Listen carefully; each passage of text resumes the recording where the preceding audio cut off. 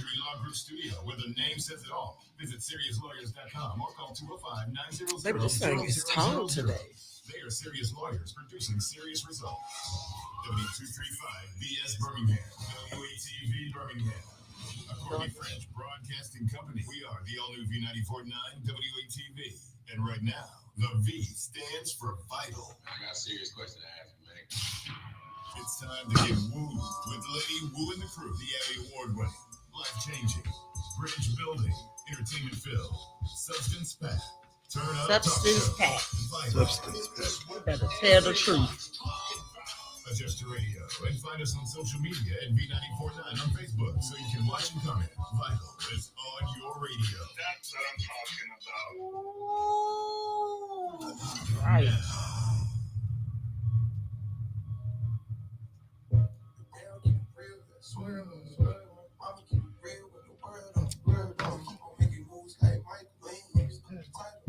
That's vital.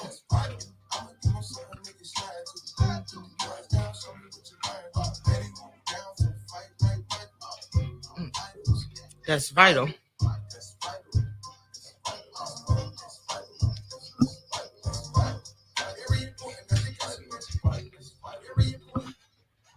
Hey, good evening. Welcome to the show. I am Lady Woo. The crew is in the building. The Vital Victims are here. Special guests as well. Go ahead and introduce yourself, ladies, first. This is Cinta. Hey, it's your girl, Lovely Bones. Okay, just two ladies in the studio today. And our special guest. Guys, go ahead and introduce yourselves as well.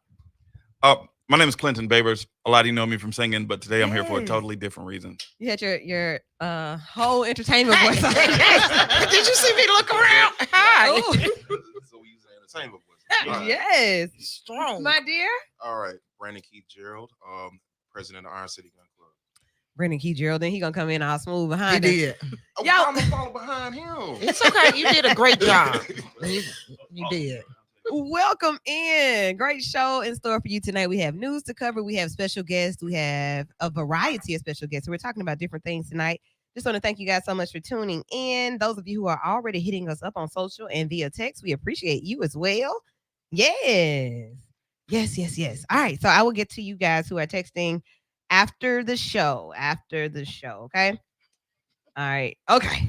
Cool. So with that out of the way, we have some big things popping. It's the week of what's a month of love. It's also a month of Black history, a specific focus on being Black.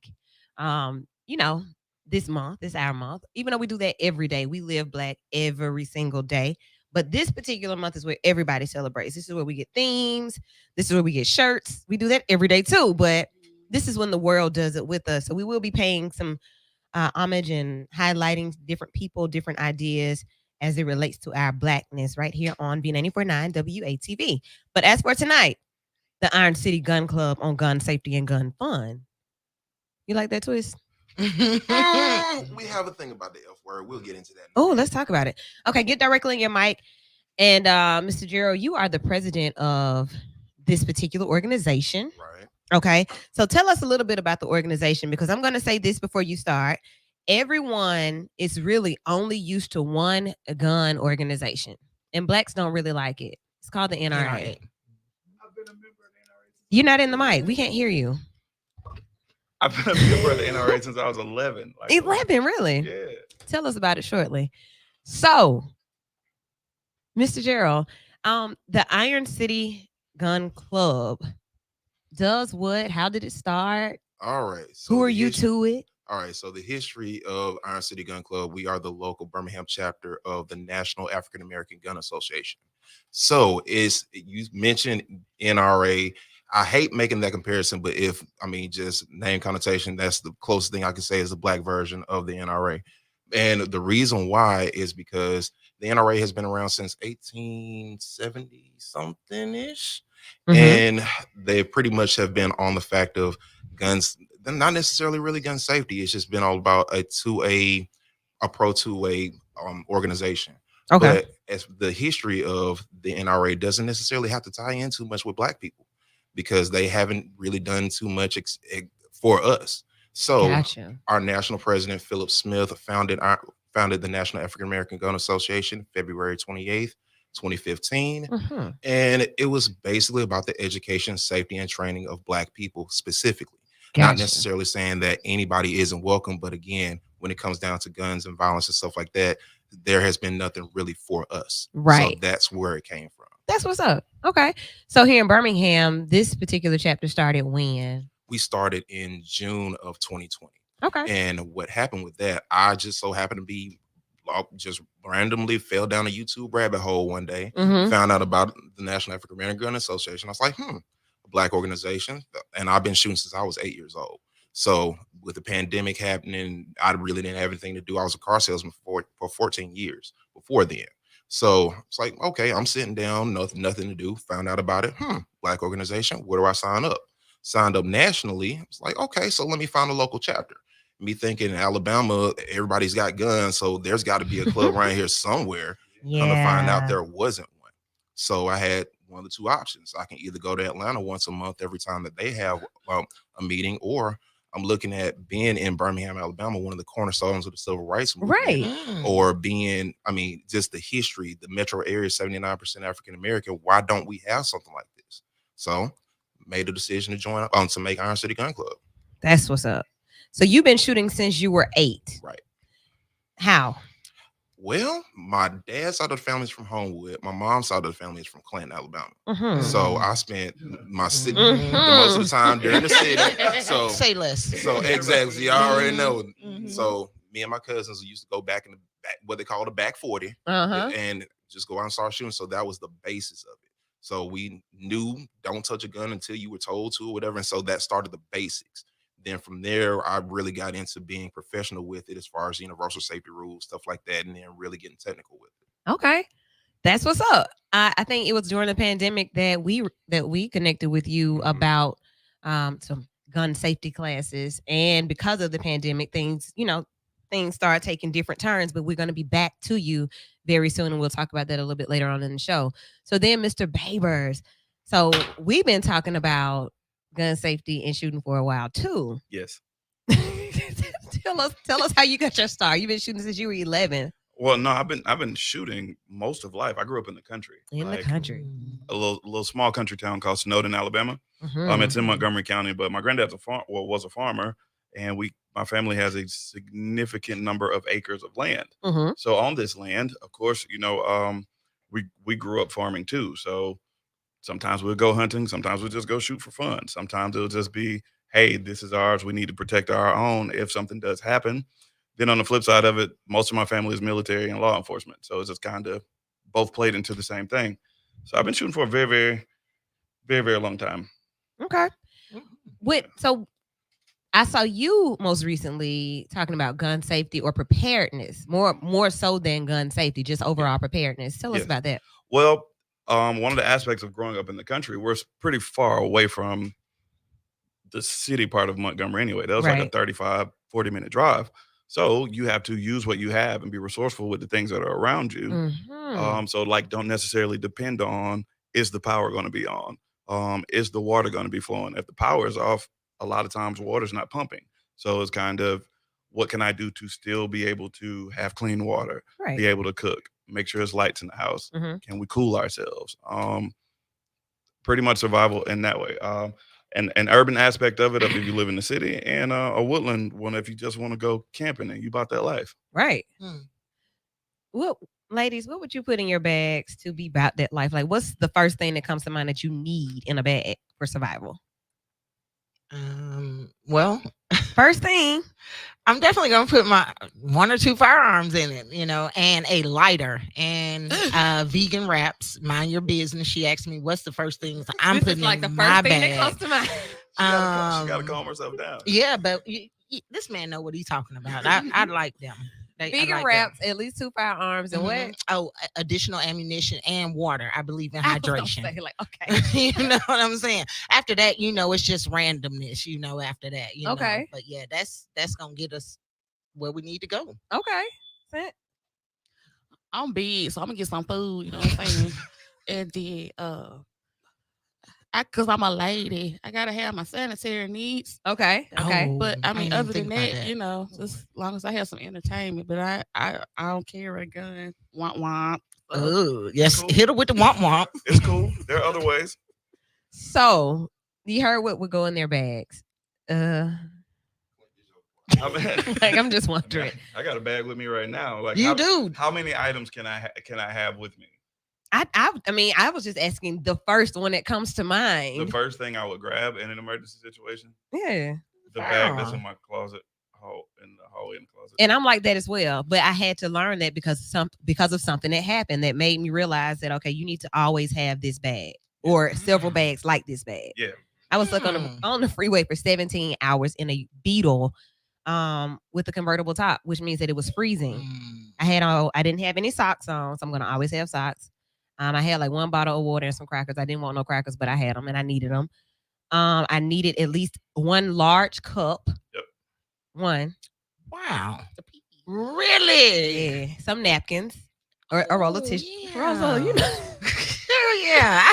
I feel what? I need y'all to check my bag because that's I'm cool with that. We can make that happen. Yeah. So I learned from experience, like something happened that made me get prepared. I always have some type of comforter or some thick cover in my car as well. Yep. Are those right? Yeah. yeah. I feel safe with That's your that's bag. actually really, really good. It's more in there too, but those are the key items. So how did you get into that part of it, like preparedness, like teaching it? Having friends that ask questions like, "Hey, I got to go do this right here. Like, what would you have with you?" Or them saying, "If I was on Survivor, or if I get to take a You partner, would yeah, they're lose. like, yeah, you would have to go with me." Like, Okay. or why is it that you have these 7 specific things on your body every day? What 7 things? Oh. What are those things? I will always have a flashlight. I will always have a pocket knife. I will always have my EDC with an extra magazine. I feel like that was a safe, good way to say. What does EDC mean? I don't know if we can explain that on here. I mean, we should. So, EDC technically means everyday carry. Is Okay. What I take with me every day. Okay.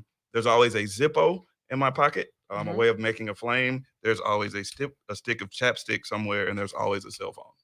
Okay. I got a cell phone and some chapstick. Right. So you're kind of winning. So the Or- vitality of this is to have you be prepared. Anything can Right. happen at any given moment. Yes. Okay, cool. So let's talk about gun safety. When I hear about little children, I've heard a lot of this lately, and I'm thinking about how hard it is for adults to pull some triggers. I want to know first. I want to start heavy. How does that happen? All right, so you're gonna push to me on this one. All right. All right. So first of all, how that happens is actually having the gun where it's accessible to a child in the first place. Okay. So you're talking about putting it in a nightstand on top of a closet, something like that. Make sure that if you can get to it, well, you make sure that if they can't get to it as much as possible. Mhm. So proper gun safes and things like that play a huge role in that. Okay. Because most people just thinking, well, I'm gonna just stash it some here or there or whatever, and they ain't gonna find it. What do kids do? Search. They search. They gonna try and Wonder. find something, even if they're not looking for it, they gonna run up and find something. So make sure they're secure in the first place. Okay. So making sure that they're secure is a thing, but then I mean, like some of us do keep them out and accessible so that as soon as something happens, I can get straight to it. Why is a little child able to pull a trigger? Well, in a lot of aspects, we have what they call trigger weight. Mhm. Triggers, the weight of a trigger can be anywhere between 1.5 pounds to 10 to 15 pounds. Okay. Depending on the type of trigger job that you have on, because some people run race guns. What we call race guns are if you're doing a 3-gun competition or you're shooting and it's timed. So race guns normally have a way lighter trigger. Unfortunately, those are easier for a kid to pull. Yep, kind of sucks. But Yeah. in those instances, you have to know your household, know your children, Okay. and then know, like, is my kid going to be curious about this thing? If I'm always telling, hey, don't touch it, hey, don't do this, hey, don't do that. So when I leave home, or if I turn my back for a second, would I be? Because kids are kids, Right. and you can't necessarily stop kids from being kids. So it's just trigger weights is pretty. It's It's a thing. It's a thing. It's interesting we're talking about this because just 2 days ago it was reported by NBC that a young lady, a former dancing doll, Mhm. she was shot. A group of her friends were playing with a gun, and she was accidentally shot and killed. She was shot in the head. So it kind of speaks to what you were asking about. Well, how easy is it to pull a trigger, right? Right. I think that's a misconception for a lot of people, those that own a gun and those that don't, that hey, it takes a significant amount of effort to make this firearm to go off. And I think that's not true. It is not. Yeah. So the first thing would be to keep a gun safe, and if you can't do it safe, at least put your gun in a safe space and keep it locked if you have safety on it. That is number one. Okay. Number two is actually teach your children what guns do. Okay. Because it is a machine. It's not going to do anything that you're not going to. You can't just yell at a gun and say fire. You have to actually teach a child what it is, what it can do, the responsibility of having it. Because at that point, when we was growing up in the country, man, like my granddad had a shotgun right by the back door. Of course. We knew not to touch it. Right. So if the kids know what it is, what it can do, it's like, okay, instead of just trying to hide it from them and saying, don't touch it, actually explain it to them. Yeah. And that is something I know in our communities we don't do. Like, how you start in the inner city, like who learns how to shoot in the inner city? I don't know who learns that other than on some riffraff, like on a TV, media, Call of Duty, something like that, something that is not real. Right. So you have to take the time and actually parent your children when it comes to that, because at the end of the day, you can't just say, well, I just didn't know, because that's not a real excuse. Ignorance is not an excuse. Right. I think when you say we don't speak about it, that's factual, because I want to say I joined a gun club, but we kind of dismantled. But the first time I went to safely shoot, to have someone educate me about different firearms, what they'll do, how to move with your fingers, positioning, like a lot of things, was about 1.5 years ago. And it was a group of us here in Birmingham, and we went out to this country land out there on the other side of Forestdale, on this mountainside on the back of a river. And it was the first time that I really collectively had attempted to do some gun safety conversation, tactics. And that's the way they kind of operated it. So it was pre-COVID, during the first of COVID, so that we had something to do, and it kind of just dissipated as, life kind of normalized again. But I do think it's important for us to start establishing those conversations, because it's so sensationalized on games, on music videos, on movies. Like, it's the thing to do. Have a gun. Side, like, oh my God! What are you doing? What you said? What? Who shoots that way? If a lot of people actually, if you're interested, Iron City is always accepting new members if you can, pass that qualification. So just come hang out with us. We do quite a few events and stuff what's a too. qualification? Number one, you have to be a national. Well, we don't require that you be a NAGA member at first, but just the events that we have coming up, such as the one next Saturday. Come out and actually see what we do. Oh yeah. Then if you're interested, I will give you all the information. But the first thing, as far as being an official member, going to naga.co and actually really seeing what the national membership is about. Sign up there. Then we actually take you on from locally from there. Oh, so let's move up. We talked about children. Let's talk about women. We buy guns, I guess. Yeah, we have them, but we don't know how to shoot them. We're afraid of them, and we don't know what. But we don't know. We don't want to unload it. We don't want to load it. We don't want to clean it because we're scared of them. Do you see that? Absolutely, all the time. Yeah. And especially with me now working at a gun store now, I really see it often. And so you should really have to say, okay, this is not anything that you have to be afraid of. There, you can respect it, but you don't have to be afraid of it, because again, at the end of the day, it's not going to do anything that you don't make it do. Okay. So make sure that you properly know how to load it, unload it, things of that nature. And it's really not hard. And some of the ones that be scared the most end up being the best shooters at the end of it all. Yeah. Because they actually know how to take instruction, because honestly, they're too scared to do anything different. Yeah. As opposed to having to relearn different things, bad habits, things of that nature. I'm not trying to kill myself. I'm going to listen to everything you say and do it right. So what about men? Because we just making our way on through the family. Like, when it gets to men, you're gonna make us throw us under the bus. All right. I mean, do it. Well, I'll do it, bro. You don't have to do it. El Presidente, I got your back, bro. He's like, I'm gonna tell on him. Tell The on issue, them. I mean, it's us. Naturally, as guys, we don't listen well. Okay, and then another flaw that we have is we feel like we know everything already. So a lot of times, teaching adult male shooters that feel like they know everything is the Mhm. hardest thing I can because imagine. yeah, it becomes a situation of okay, do what you're telling me you know how to do, and then they be like, man, I don't know, man, something say like it's off, and then you take the same. Would you mind if I use your weapon? Use their thing and just like nice little quarter size group real quick. It's a humbling experience. Yeah, I can imagine. But it takes a lot of it takes a lot to get through to a dude. I would rather teach a kid or a lady. Okay, Yeah. I figured as much. Yeah. All that The- masculine energy. Yeah, I was gonna ask you that. Is it an alpha thing, or is it just almost every male finds himself in an alpha position if he puts a firearm in his hand? Word. It kind of hits both because as a man, beat chest man, Mm-hmm. you feel like you're supposed to know everything, especially when it comes to manly things, quote unquote, such as this. So when you come to a range, can't nobody tell you nothing. Mm. So when you come in and your target is looking like a piece of Swiss cheese, there's no groupings or anything like that. Well, I can just get away. Like, really, how effective will that really be in real life?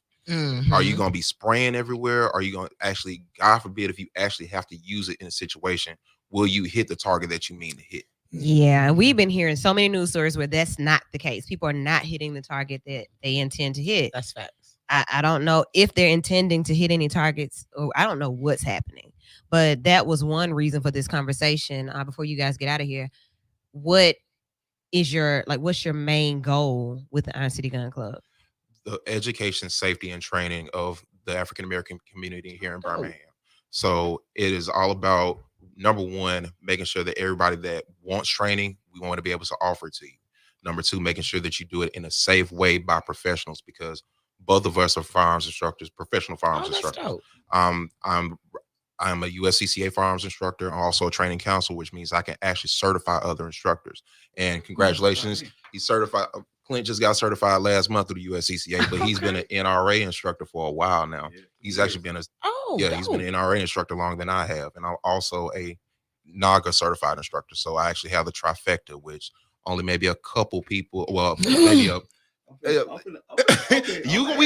gonna get there, but it's about maybe 12 people in the entire country that have all three of those, and so I just happen to be one of them. This is so exciting to have Amen. you Like, here I with wanna- us. oh my God, I wanna get there. Feel so protected right now. So Don't this we? is absolutely amazing, and to put all of this into people's hands, like there is an opportunity for them to come and hang with us on Saturday. Yes. Next Saturday. It is actually Shoot Your Shot. And one of the other things, well, the name of it is Shoot Your Shot Part 2, because we actually did this last year. So it's the second round of it. And so we actually get to switch it up and do something a little bit different this time, because last time we did it at Bar Sebastian. And I mean, shout out to them. It was a great experience. But the one thing that I noticed about Iron City Gun Club, whenever somebody comes out to one of our events, when we shooting. So I'm like, okay, Yeah. because the whole thing about it is I don't want guns to just be like this one thing that encompasses your mind. Having a gun should be like an accessory to something that you normally carry every day. Right. So the whole purpose of next weekend is to say, we talking about Valentine's Days, being single and stuff like that. I mean, y'all go out on dates and stuff like that. I mean, do you go just totally unprotected? I do not. Okay, then. So what are we're actually going to go through proper scenarios about what would you do in this situation? What would you do in that situation? And plus, you're going to be around a bunch of singles that have the same thoughts and ideas and stuff like that. So it's actually going to really just be a part of a lifestyle rather than just being just going to the range and shooting day. Like, we're going to incorporate a lot more things into it. That's what's up. So if they want to be a part of the event, how can they find it? How can they reach out? Okay, so we can go to Eventbrite. The link is on Eventbrite, and I'm actually running something special for your listeners. Woohoo! So you go, Vital. yes, you actually go to Eventbrite. Actually look up Shoot Your Shot, which is actually going to be next week, and there's a discount code, Vital DMR, Vital DMR, and that will give you 25% off admission. Woo, child, y'all better run and get that. And it's limited; those are limited. So, because I mean, we'll have the range all day. So, I've been tossing that one back and forth because I done had a whole lot of couples that have been like, Yeah. this ain't Bring fair. 'em. So we can do some. I mean, so okay, as officially, I will open it up to couples, but just so you know, when we start doing these little group ups, They can act single, like, hey. They might be single. You don't know Right. their relationship status. No. There ain't no domestic violence around Don't here. be bringing no man. toxic Good, people good. in there. Well, I'm looking forward to it. When you talk about saying, yeah, like it's just really something different. It's Mhm. different and it's something that we need. So I am looking forward to it as your co-host. I can't wait to be a part Oh, of this is that. gonna be dope. I'm bringing all my ammunition, Come on. Hello. all of it, Don't bring all of it. all of it. No. Why? Because they gonna have an ammunition, right? Well, no. Okay, never mind. Not for everybody. Oh. Never bring all your ammunition because you should at least, at minimum, I forgot you were prepared, guy. The Yeah, rest you of, I gotta mean, okay, keep, you're right. keep that because Okay. at one, ammunition is used to protect yourself. Okay. Yes. Yeah, you're right. But if protecting yourself is not really that top, and you got some extra left over, that's also ammo is good as money. Like when the pandemic started, a normal $14 box of 9mm was running for $50, $60 a box. So what you're saying is, since I no longer have that 9 and I still have those bullets, I can sell them for a lot. You could. It just depends on how bad a situation is. I know how to sell. Got a question. Know how to make a sale. Got a question that says, "Hey, there is talk about a revolution, and it's not being led by us. How do you all feel about Black people getting ready?" Great question.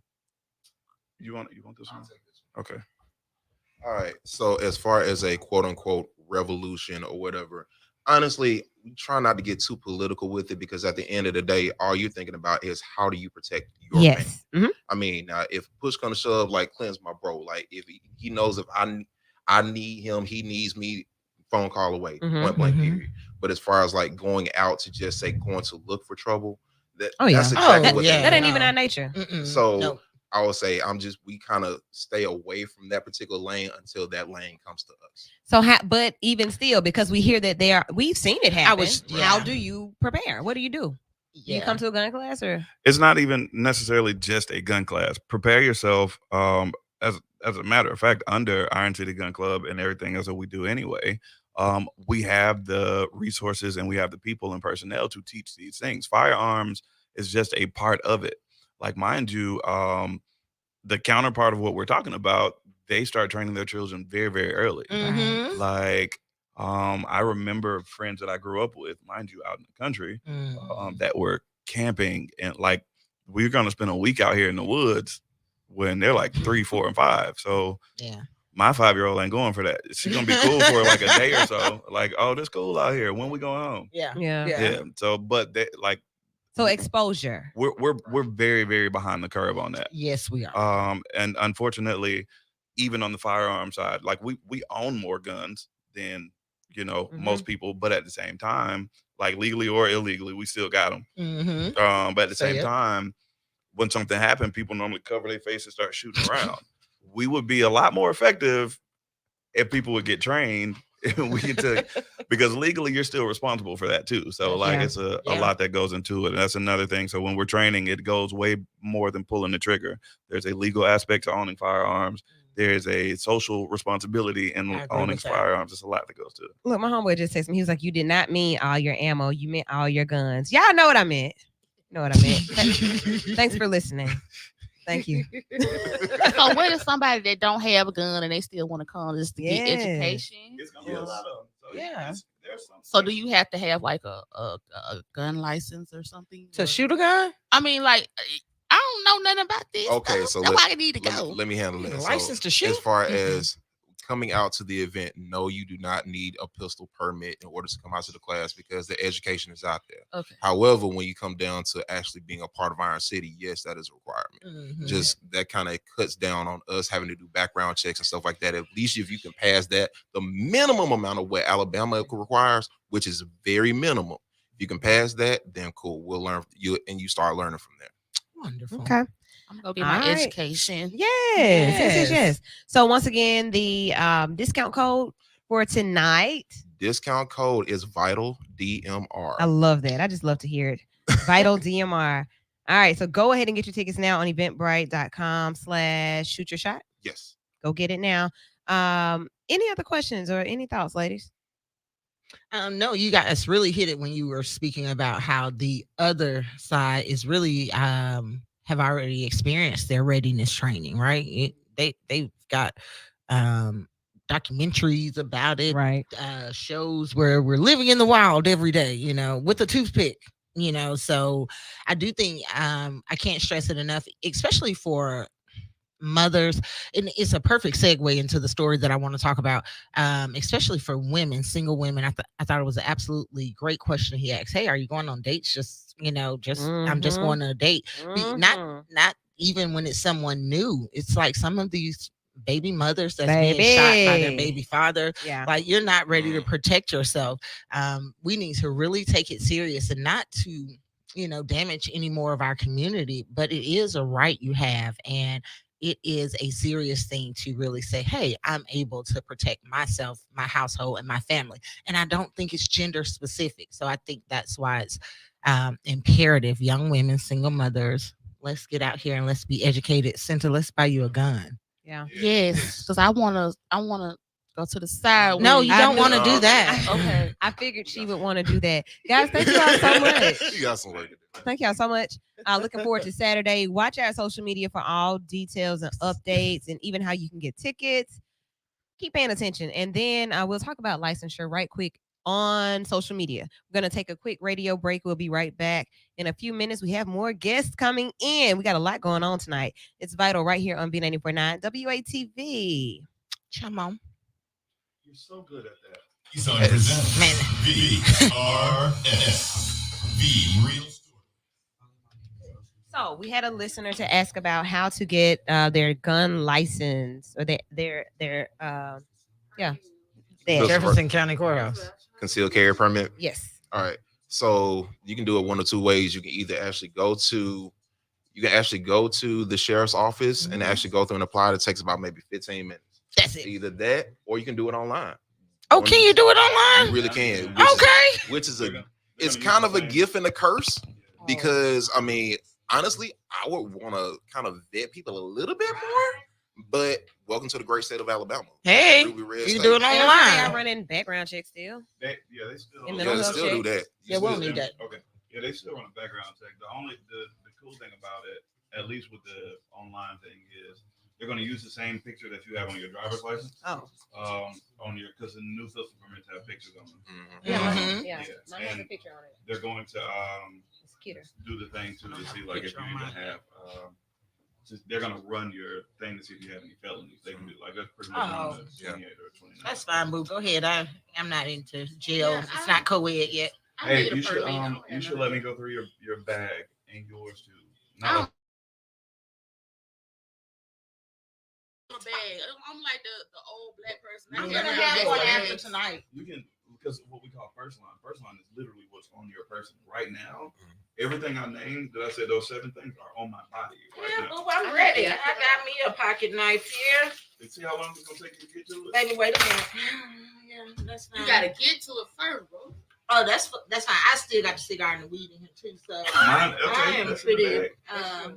Yeah, I'm pretty So good. on my mama See, I don't list. even carry a bag. But you don't have to though. I got a firearm in the car. Oh, purses. But right now, like, Oh, I didn't even know this man is literally, really. it's Okay, everywhere. so It's you on Man my made me purse. spit. I almost thought I was going to be attacked. Look at the baby. It's Is this purses? It is her Yes. weapon. It is her weapon.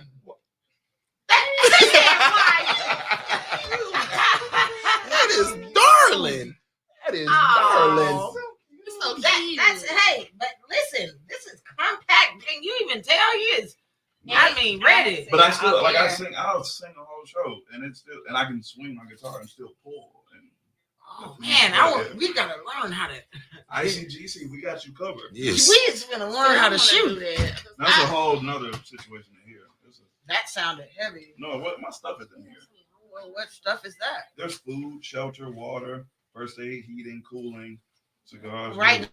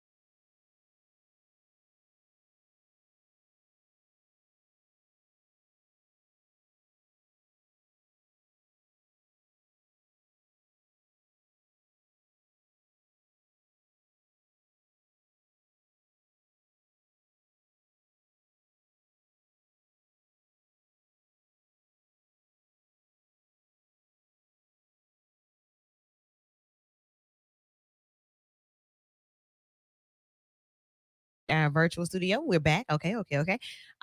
Ladies are getting situated. Vixens who are in, introduce yourselves once more as well so they can know who's in studio. Hey, it's your girl, Lovely Bones. And it's your girl, Santa. All right. And our special guest this evening for our second half are from Youth Serve. Ladies, introduce yourselves.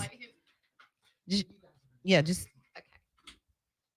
Y'all bear with us. it's No, okay. you're Just talk. Introduce yourself. What's your name? What you do? Who you are? Boom, boom, boom. Go ahead. Okay. My name is Jennifer Hatchett. I'm the executive director of Youth Serve Yes. in Birmingham, Alabama. And this is Hello, I am Erica Jewel Littleton, and I am the I'm chair of the education committee for the Youth in Service Awards. Wonderful. So, what is Youth Serve? I've heard of it, but we have to tell people what things are when people come here. So, what is Youth Serve? I'm so glad you asked. Youth Serve is a nonprofit organization. It's in Birmingham, Mhm. and it celebrates youth all over the city who are doing great things in service. We have leadership programs outside of schools that they participate in all year round, and we do some work in schools as well. Okay. So how do you connect with the students? Like, how do you all identify who your students are, who you serve? They find us. Okay. We put it out there, and it's absolutely free to participate with us. Mhm. All we ask is that they let us know they want to do it and then show up. So you just have to have a will and a drive to serve and change and make positive impact in your community, and then just come and do it. That's awesome. Commit to it and do it. Okay. That's all. All right. So I know that the Youth in Service Awards is coming. Like, they have to submit for that. When is the deadline? Well, nomination deadline is on February 15th. Okay. So we And- absolutely got to have this conversation Right. now so they can go ahead and get started. So what is the Youth in Service Award about, and what are they submitting? Well, the Youth in Service Awards is a way for Youth Serve is all about making sure that we include everybody that wants to make a positive change in their community. Okay. That means that this awards program is not just for our kids. Mhm. This is for any kids, anywhere in any school. They can even be homeschooled. They can be in any program. Okay. If they're making a difference in their community, if they have done a service project of any kind, and we have several different categories that they can apply for, Mhm. but they can nominate themselves, their friends can nominate them, their teachers, their parents, anyone can nominate them, and then we send them an application packet Okay. that's once they've dope. been nominated. Gotcha. So, Miss Erica, the education committee, I've been knowing you, and you are all about education. And I know, like, during COVID, we've been talking about it a lot here on the show, just how our students have been impacted by COVID and the learning curve, and just like, oh my goodness. What are you seeing, and how are you serving these days in times of a pandemic? That's a great question. So we know that, like you've said, there has been learning loss for our little people, as I like to call them, Mhm. whether they're in preschool, whether they're even up to 12th grades, they're still little people to me. But many of them have difficulty with remote learning, and learning online has been very challenging for them. And we've also seen, especially when we were all at home, the learning time was shorter than usual. Right. So we know that school is normally either 8 o'clock to 3 o'clock or 8:30 to 3:30. Them learning online, that time was cut not even in half. It was less than half of that time. So Mhm. that has affected them. So of course that is affecting our students' test scores and things like that. Yes. So they've not only lost the usual 3 to 6 months of learning, they've lost more than a year of learning. Add to that the stress that teachers are experiencing Mhm, as well. So mhm. there are so many layers to it that is affecting education, and we're going to feel the impacts of this for years to come, Yeah. probably. Yeah. I know that for my daughter in particular, having to turn in and submit test scores and final report, like one of the last report cards for high school, to the school she's going to, and I don't think she's ever made a C on a report card until now. And she was just like, what does this mean for me? And I'm like, Yeah. you know what? I don't know what it means, but I can recognize that it was the virtual learning. Like, who wants to do that for basically 2 years. Like, no, it's not. Everybody can't connect to that. So with serving, did you see a change in the energy when it comes to service during the pandemic? That's a really good question. I would love for Jennifer to talk about that. I would love to talk about it. Actually, my friends don't ask me about youth serve because I can go on forever and it's Okay. just crazy. But That's passion. right, it went through the roof. Oh, I'm not kidding really? you. You've got to put your head around what a lot of these kids are going through. What you're saying, the whole virtual situation, and some kids really thrived on that. I'm not going to say that all of Yeah. them did not hate virtual, Okay. I agree with that. but they were lonely and they were confused and they were scared. And, this is in the middle of George Floyd's summer. This is in the middle of Yes. everything. And they were terrified and they were stressed and there were so many things going through their heads and they didn't have any outlet for that. So we really loved having a place we actually held a town hall with all of our kids and their parents right when the pandemic hit. And we're like, what do you want us to do? Because we know funding is going to be hard. We'll just shut everything down if you guys, just want to pull back and take a break. And they said no. They said, everybody has left us. Please don't leave us. Oh. And so we just put our heads together and we came up with a way to keep them engaged. And they did amazing things. I mean, some of the projects that they carried out, even during a pandemic, was just incredible. I mean, one of them, one of our kids actually hosted a unity rally in Lynn Park that summer. I think it was sometime in July. And it was fantastic. And she had other youth speakers too that came up, and some of them shared poetry. Some of them just shared stories, and it was absolutely beautiful. And it's like, I think that we forget that outside of academic learning, that our kids make impacts in so many ways, and they need that. They need that outlet. And I'm so glad that we were there for them to That's pretty continue it. dope. But some crazy smart kids out there. I mean, Absolutely. I think they're the best. You think about you saying that maybe gave everybody a different perspective, because we were so concerned about adults and COVID. We didn't really start considering how children felt about any of it until the vaccinations came about for them. And I don't think we even talked about how they felt about that or how they were impacted by it. It was just that, well, now they can get it. So now I'm going to take my child to get it. I was concerned about children not having a voice in the pandemic. With everything that we've discussed, nobody's really thought about how they felt or what they wanted to say about things. So I'm so glad that you all kept working, and that now we're at the point of the awards, the Youth Serve Awards. So when will the actual awards be? Sure. The awards will be on Friday, April 22nd at 7:30 a.m. So early in the morning. Really? Yes, early in the morning. Okay. So that they can still go to school. Okay. Oh. Yes. Is it virtual or is in It's person? in person. Okay, great. Yes, it will be at the Haven. Oh, this is gonna be a real situation. Nice. Yes. And we're going to have colleges there. So there will be many, many opportunities in addition to the awards. Okay. ceremony. So the award ceremony is April 22nd, and submissions are due, or nominations are due, on the 15th of February. Yes. So how can they submit the nominations? They would go to the website, youthserve.org. youthservebham.org, and all of the information is there for the nominations. And again, teachers can nominate students, the youth can nominate themselves, parents, whomever can nominate whomever they have in mind that are working on projects that we want to highlight. So they have Wonderful. to actually be projects that they are working on, that they have worked on, or that they will be working on.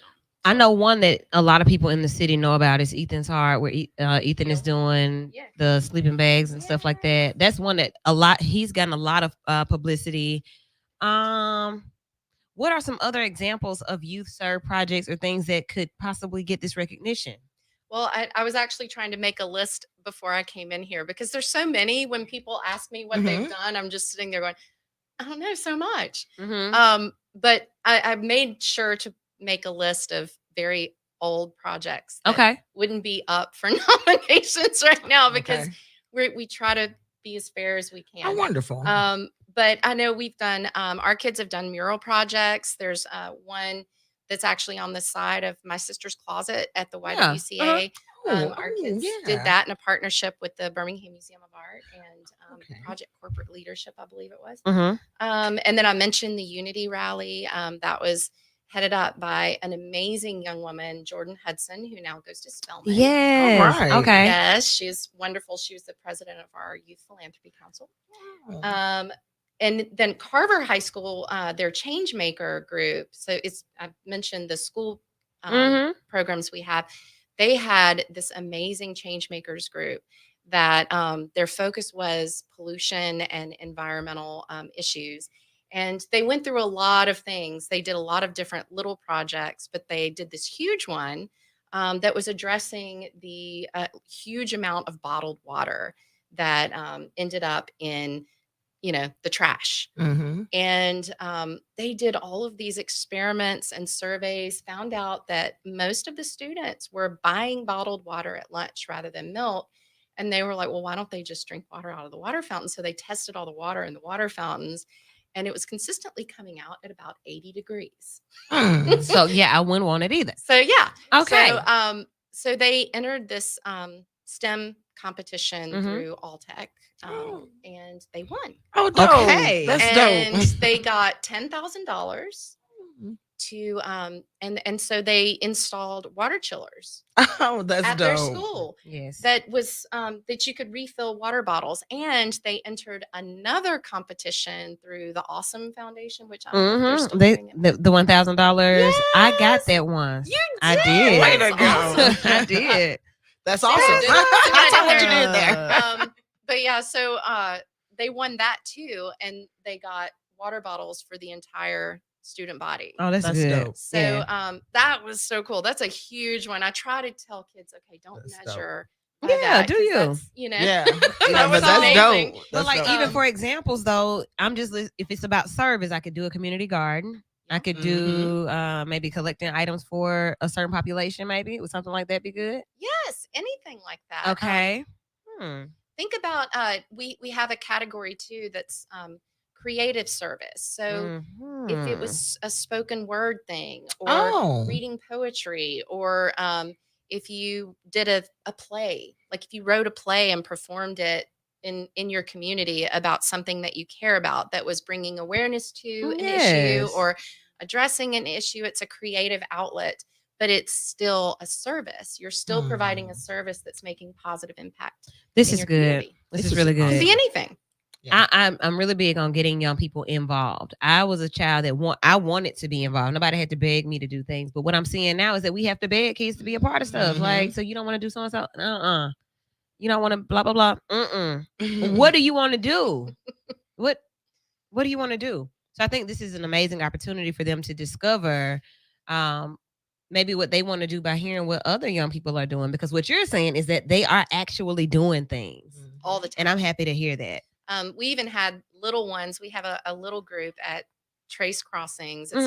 It's one of the only ones that we do, but they're 3rd through 5th graders, the Bucks Club in Hoover.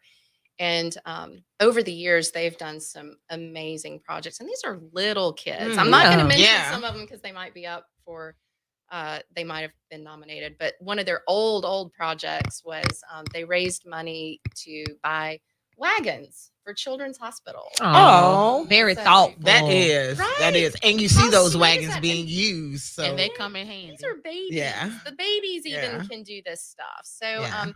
but it can really be anything. And the point is to, there's, if you really wanted to get crazy and complicated with it, there's a lot of studies out there that show our, freedom and democracy rests on participation. Mhm. And you have to show a pathway to participation, and it has to start young.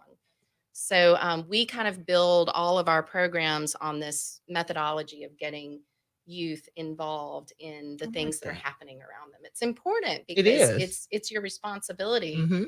And we ask, one of the big survey questions that we ask all of our kids is, do you take responsibility for Mhm. your community? And Mm. we have a control group that we ask the same questions to, Right. and a very low percentage actually take responsibility for what happens in their community. Something Mhm. like 21%. I think. That is low. Youth Serve leadership kids. These are kids in our year-round leadership programs. There's about 100 of them right now. They're at like 99%. Oh. So you see the difference after you've had a chance to really dip a toe in, and then you start doing it on the regular. Mhm. You realize how much of this rests on your shoulders, and your shoulders, and my Mhm. shoulders. I Right. mean, it's Mhm. not for somebody else to do. It's for you. Mhm. So before we wrap this up, because I mean, I know that the young people have parents and grandparents and church members who are tuned in and are finally, hearing about something that they can highlight their young people. Once again, what's your contact information? You can find all of our information at youthservebham.org. And you can click on the banner for the Youth in Service Awards, and the nomination form is right there. Promise you, y'all, it takes less than a minute Oh, to that's nominate dope. somebody.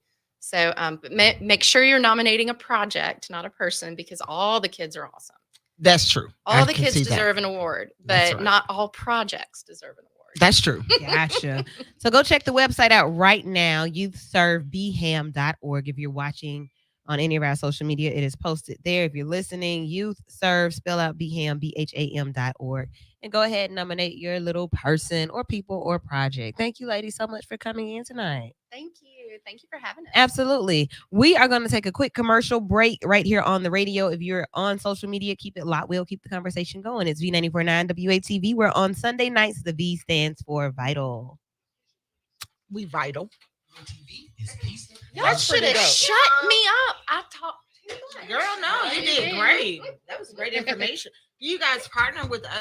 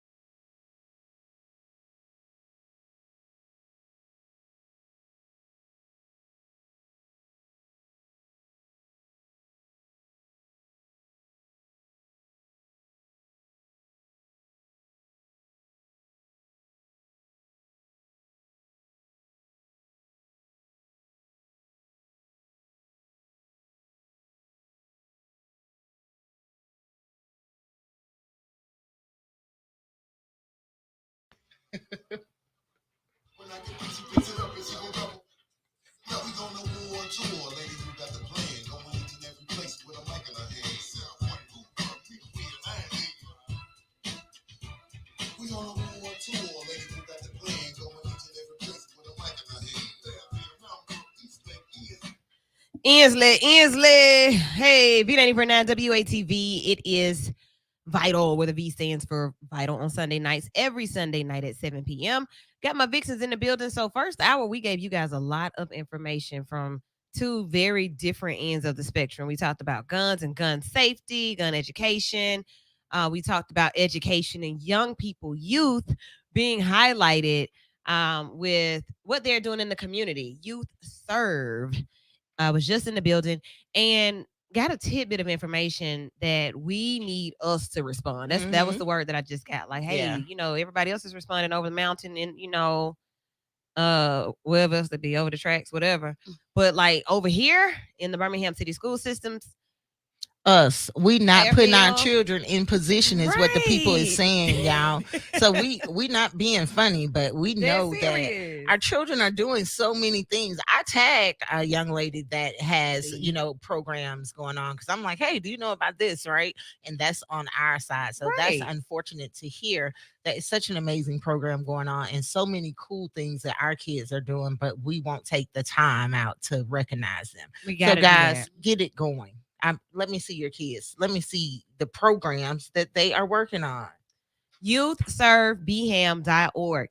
And I will say a big part of it for me is that parents do not, like I said, really finding out what your children are interested in and honing in on that. So what is it that you want to do, sweetheart? Right. And when they say nothing, you introduce them to something. And I take this time to even speak to the parents because what I'm hearing a lot of now is, unfortunately, the downplay of the of social media presence. It's a true thing to be a content creator, right? Yes. And that's something that our generation may not understand or see the value in. But you can truly research it. I was researching this young boy. I think the article said he's 10 years old and he's the youngest YouTuber that's about to be a millionaire. And all he does is test toys. So I want our culture to not think like that's not a thing. Like whatever, it's a thing. It's a thing. Like, and it's definitely a thing in 2022 where we just came through a whole season, 2 years of everybody being on their phones. Great grandmas. My grandmother has Facebook and she watches church service on Facebook. She scrolls. She sees when people's birthdays are. She sees her old students. She was generations before us, but she is tapped into social media now. Children. Our children know how to work programs and find out about things way before we do. My daughter was singing R&B songs, and I'm like, wow, how you know that? TikTok. Yeah, that's what I was going to say. TikTok, it can be used for dancing and having fun, but just imagine the things that they can get on there and reach out to people outside of Birmingham, outside of Alabama. Yeah, so make sure. Reach out, YouthServeBham.org.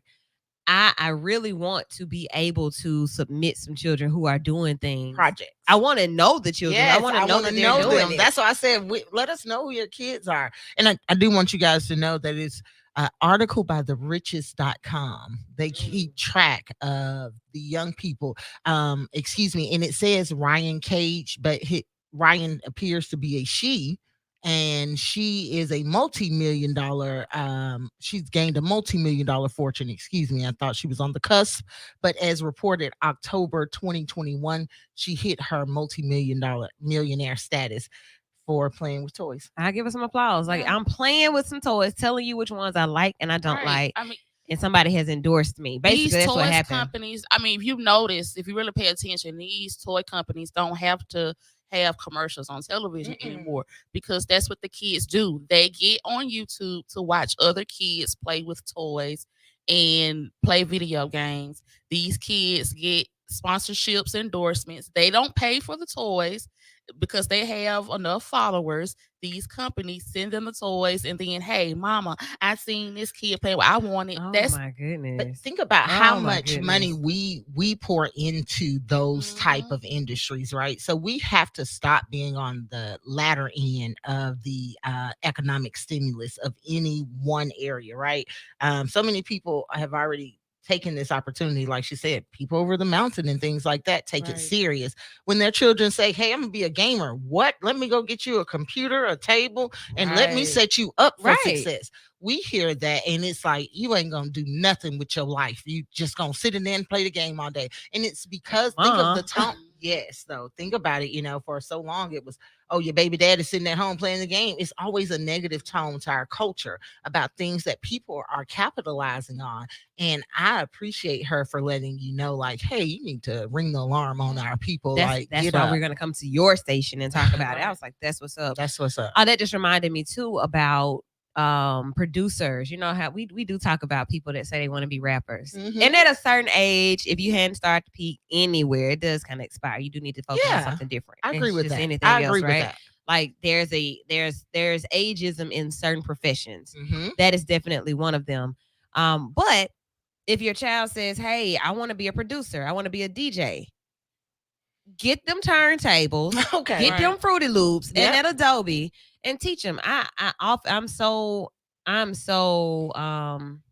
don't even know what I can't think of the word that I want to use right now. But when it comes to my profession and working on this side of the radio station, Mhm. I've hardly ever sat on that side. Mm. Maybe a few times, just kind of co-hosting when I was learning. But being able to work a board, Mhm. that is just not something that you hear about people saying they want to do anymore. Like Mhm. it really blows my mind. I'm like, wow. So I know how to do something that, first of all, hardly. It's a few people that know how to do it, and then it's something that people don't even think to want to do anymore. Right. Right. And I try to tell my son, who's 16, and my daughter that's 10, like, you guys love technology, like playing games, being on YouTube. Use that to your advantage. That's right. Mhm. Like, for Christmas gifts, I would buy, beat systems. Learn how to make some beats. Like, you want a game? Okay, we're not gonna just do PlayStation. Let's get this PC that they have that they actually make money in, Mhm. and it's like, instead of just doing it for free and just being lazy off of it, actually do something you can have a career from. I ain't lying. I agree with that, and I think it comes from again, it's so culturally driven, everything we do. But when have we ever seen our parents or anyone encourage us to have a pastime that would be lucrative? Right. Yeah. And you look at most of these videos where they're white, Mhm. they're Asian, they're Russian. Like, saw what these Ryan are was. the Ryan? nationalities that these people have. Like, Pakistani. yes, okay. like the parents are involved. Like, I don't know if their parents have a career in computer software or what, but they be on it and they be involved in it. I will say this. Ryan chilling. Oh. Yeah, she's chilling. I can say Ew. probably And rich. one African American child or two tops that I've seen my child look at, but most of them they're from other races. I'm gonna tell you what I'm rather concerned about is that when our children do have examples of parents who are involved in these different industries, like if your mom was a chef, your dad's a radio personality, your aunt is a fashion designer or whatever it is, I don't see that children show interest in things anymore. I agree with that. Like, now, I agree with that. Pass the phone and yeah. the pass the phone. Yeah. Mm-mm. Mm-mm. No sports for real. Like, no outdoor what's activity. gonna No happen? band. What is happening? Who can we submit? I think that's so. Wow. Is that part of the problem? Like, well, hell, I don't know nobody. Well, I think we do know people. Let's not say that, right? But Okay. I don't think it's We don't give them the attention. right. It hasn't Okay, been so y'all tell cultivated. me who you know. What child I know? Yes. My children are grown, so I don't. No, have to tell be me a the part of ones you this. know. Be honest. Tell me, like, if I said the one child that came to my mind that has done a major project. Okay, you know what? Let me think, because I know some pretty dope kids. Let me think. They be dope, but they don't do nothing. Okay, babe, don't If say it that. ain't, like, Wait, let it's me sports They think. ain't even involved. listening. We just talking to their parents. With us, sports. You've been playing football since Pee Wee, and now he finna get a scholarship to. But then he doesn't Alabama. want to go to college. Right. That's correct. So They where's the definitely don't wanna do motivation? that. Right. I just want to talk about it. It's real. He's It's going real. to the NFL, so we go. But what support do you, him. I agree with this topic, because where is that at? It's just like my cousin, he and I, we work on houses so much together. And then my little cousin, his son, Mhm. he's at a stage where he's like, Dad, I'm ready to work, right? So we try to foster the ability for you to understand that you can create your own income and job yeah. and things. But when we offer him the per hour work and things like that, we'll leave him, rehabbing something simple, pull these nails up out the floor, right? Or something like that. Girl, we'll walk back in there 3 hours later. That man is on the phone, ate a Snickers bar. Did you didn't get the instructions? Or something? Right. We like, what's happening? He like, I'm ready to go at 7:30. Oh, you thought we was gonna pay you for 4 hours of 3.5 hours on the phone. Oh no, you get paid per job, sir. Makes you look Right. what?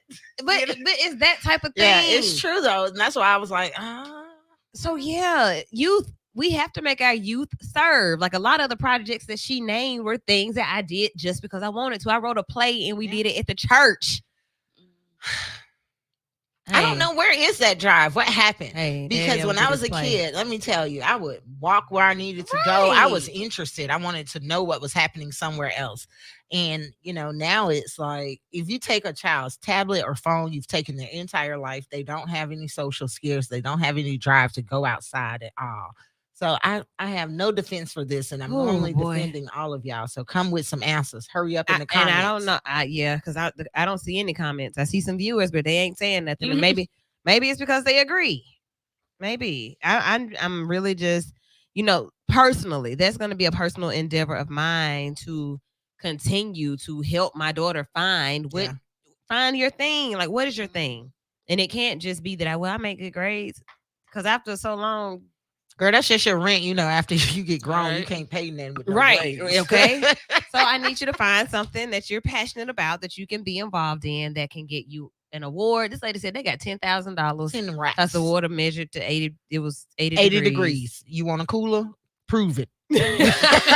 And they did, and they got $10,000. What are you doing? That's right. Okay, so yeah, parents, push your children. That's right. That's them. Right. Because we had parents that were like, "Get out front of that TV and get outside. Yeah. I'll see you when the sun go down." What? So what am I supposed to do outside with all this time? Play. Figure it out. An hour later, I'm hot. Baby, you're not gonna run in and out this door. And you go drink water.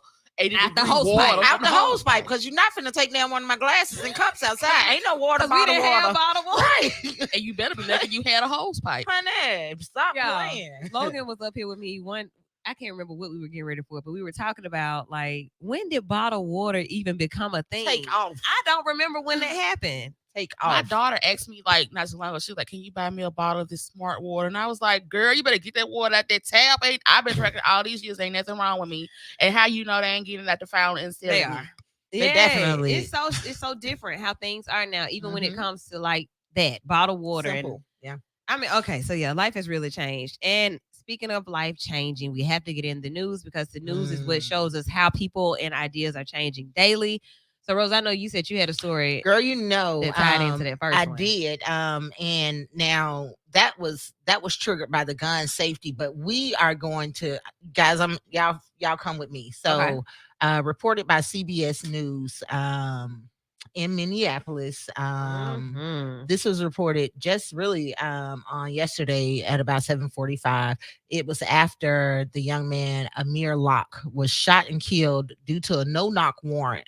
And some of you that may sound familiar, and that is because that is the exact same warrant that Breonna Taylor was murdered under. And I use the term murdered because they went in and killed a young lady in her sleep in her home, and no one was held accountable for it. So one thing I commend the Minneapolis mayor on his prompt response. Like, he took no time. Y'all opened the video.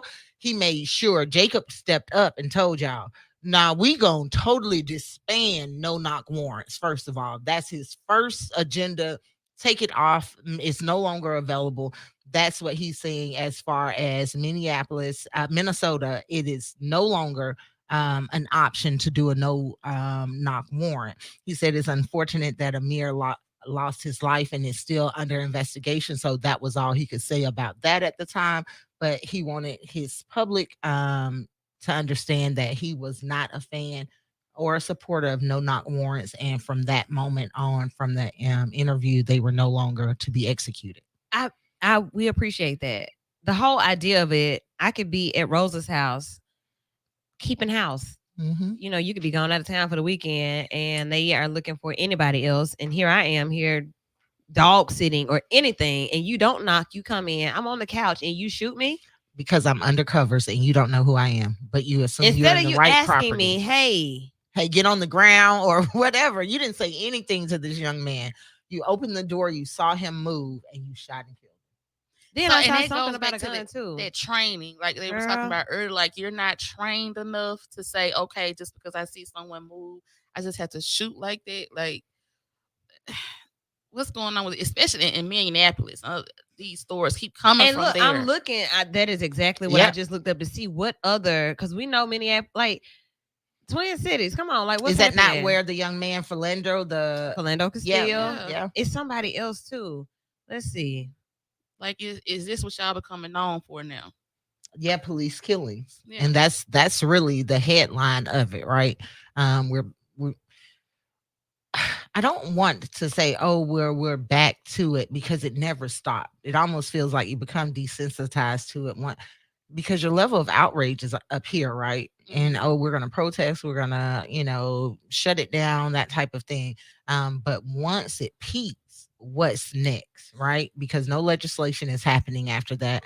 And not being funny, our attention span as a culture is that of a 3-year-old. Oh yeah, You like know, 3 days. So that's correct. As 3 days long as out. it's trending. So that's really, I put that back on us, because listen, it's almost like getting to the fight, being hyped up, and after you swing 2 or 3 times, just because your opponent is bloody, it doesn't mean you won.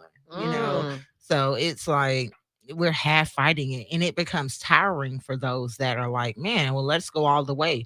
Well, no one is going to hear 20 people that are outraged, but Right. 20,000 that are outraged, I might continuously. The other part Mhm. of it is how the families are affected. Like I cannot imagine my loved one being murdered on the couch. Yes. Like nothing was wrong with him. He was Mhm. 22 years old, but Young on the brink of man. starting his music business Yep. and Young actually man. making some noise. And then you read these headlines, which are rather conflicting. Police, man shot, killed after violating restraining order, breaking into Minneapolis home. Minneapolis mayor releases body cam video after police shot, killed Amir Locke. Then you go to the next headline from KSTP TV. Minneapolis police shoot, kill man armed with gun while serving search warrant.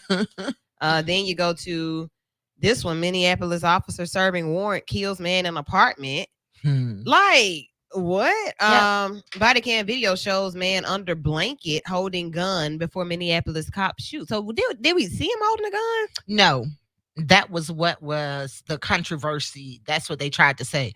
Oh my God. That's why. So let's be clear about this. The video is just being released, right? So the Mhm. shooting did not just happen. Here we go. What has happened, the shooting happened like at the beginning of the month. It was not like so when we got wind of it, the 4th and the 5th, it was already a couple days over. The city itself had already dealt with it, right? So nationally, we were just there like, okay, tell us what happened. This young man, it was never so It here's happened to here's the 22? photo that they're saying. Yes. And that Yes. looks like a remote, maybe? Yes, that's what it ended up being. But they said it was a firearm. So once again, you're not trained enough to be able to tell a remote from a gun. Yep. And then so the video had to be released because, oh no, it was a justified shooting. He had a firearm. Well, you was still in the wrong apartment. So I can't lay on my couch with a remote in my hand and fall Even if asleep he had under a blanket. firearm, my thing is, you weren't even supposed to be in this person's house. This is what they say they said. Police search warrant. No, yeah. So this is a transcript from the video. An officer saying quietly turning a key in the apartment door before officers file in and begin to yell, "Police search warrant!" Several officers are heard shouting, "Hands, hands!" One officer says, "Get on the ground!" Another yells. One officer kicked the back of the couch, jarring Mr. Locke and making a gun visible. The police fired at least 3 times in response. The entire encounter took less than 10 seconds. 10 seconds. Yeah. So 10 seconds, y'all. Like all of what I just said took a second and a half. Right. This man was killed in less than 10 seconds, or he was shot fatally in less than 10 seconds. Innocent, didn't know what the hell was going on. Yep. Whose apartment was he at? That's what I'm trying to get down. Who were they to. even looking for? Who they were looking for was a suspect. It was a murder investigation, and they had a no-knock warrant for this suspect. And I'm trying to find out who that was, who all of this was about. Keep looking for that. This right here says, if we learned anything from Breonna Taylor, it is that no-knock warrants have deadly consequences for innocent, law-abiding black citizens. Attorney Ben Crump says he is, of course, the lawyer that's representing the Locke family. Oh man. Yeah. Okay. Mr. Crump said this at a news conference on Friday. No-knock warrants allow the police to enter property without first announcing themselves and their presence, and are primarily used when there is concern that evidence will be destroyed or officers will be put in danger. So in these situations, ain't no evidence destroyed. Like, for one, it's no knock. I don't know you're coming, but they use the key to get in. And so that makes me think that when I'm in my own home, I have to keep my house all the way locked up, because you may decide to come here and find me, just say that I'm a part of something that I have no clue what you're even coming for. Right. So I got to lock my doors. I got to keep those locked and set my alarm when I'm in my home, because I need some type of warning, even if you ain't knocking. Ridiculous. Absolutely ridiculous. 22 years old, killed by the police. They're supposed to serve and protect. Yeah. And you're doing nothing but laying on the couch, and now you're gone. And apparently watching TV because you had the remote. Yeah. Yeah. Like, I wonder, my mind always goes to, what was this person thinking in these final moments, final seconds of their life? Unexpected. Just know I have no clue what's going on. So that's why you don't go to other people's house and be chilling Right. without, That's what I was going to say. Like, it comes to a point where, like, am I afraid to allow people to be over here all the time? Like, you're known for being in my house or my apartment. Or if I'm over to your house, I don't know what you're doing in the streets or what you're, included in. I mean, just sitting in here. They can bust up in here. I don't know you don't know what I'm doing outside of here. So it's like that 9-second span, like, I'm just sitting on the radio station, and then that happens. And I'm innocent. And it's nothing going to be done because I'm going to be looking like the villain in the whole situation. It's so crazy because, like, how can you truly... I feel, like, I associate myself with people who have a story, right? Like, all of us have a story, and I don't mind being around people that have history or a story. I actually love those people the most. But if in any event something comes up to where they are in some mess, I would hope that we could communicate to each other, well, hey, I'm gonna just lay low for a while or something. So how likely is it for people to actually talk about what they have going on to not put you in a situation? Has anybody ever done that for you? No. Right. But I'm a little antisocial anyway. So, but I mean, it's just, even if not your friends, your kids' friends, Right. you have teenagers, like, that's not my son, but that's my son's yeah, friends. Okay. So I want him to feel protected here, and then that happens. Your son get killed. Just trying to live, trying to enjoy life, basically. What you find, Rose? Well, they still don't name who they're looking for, but they do in this article by MSN that was brought up just on the 4th. They state the Attorney General, Brian Keith, who is, by the way, a Black man, stated that while it needs to be further investigated, that the SWAT team was in fact entering 3 units looking for whatever suspect for the murder. And that was all that they could discuss about it because it was an ongoing homicide case. But that one of the 3 units was the one that Mr. Locke was in, and it was 2 other units that at that time of night SWAT went in. And that's all they have about the current actual ongoing case. Otherwise, it's just overshadowed by, hey, they shot and killed Mr. Locke while trying to execute this warrant. It's just pretty much one article everywhere, except for like different words and different places. And kind of being told to the narrative that they want to tell it, even though there aren't many facts out, except for that it was a young Black man. And it's just ironic that it's always a Black person. Well, the times that we do know about these no-knock warrants being served and someone being killed, it ends up being a Black person. I hadn't heard of anywhere an innocent white person was killed laying on the couch with the remote or at her home and they were looking for her boyfriend or anything like that.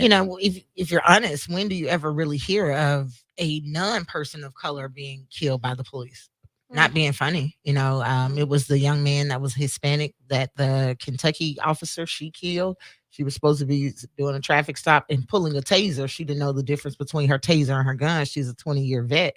I have yet to hear of, oh my God, I'm always sent videos of white people being belligerent. Hit me, do this. And the cops are like, calm down, sir.